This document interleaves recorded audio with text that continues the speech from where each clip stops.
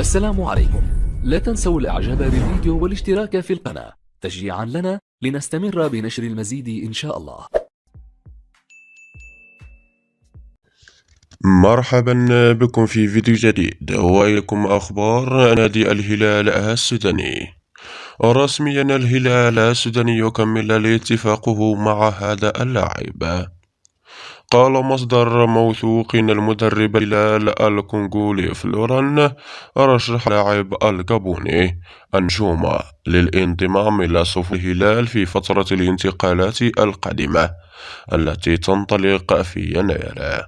وقال المصدر إن الصفقة تكون مجانية باعتبار أن اللاعب مطلق سراح بعد انتهاء تعاقده مع نادي مكابي أهي في إسرائيل، ويلعب أنجوما في وظيفة قلب الدفاع وهو من مولود 1996.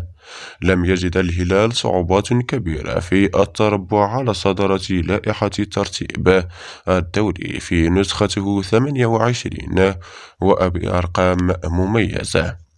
ابتعاد الأزرق منفردا وحيدا على الصدارة بعد أن حقق فوزا التاسع توالية دون تعثر حتى ولو بالتعادل.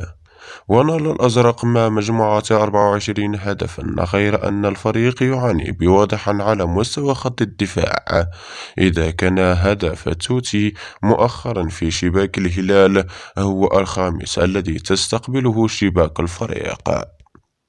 رسميا سيؤتي هذا اللاعب إلى نادي الهلال.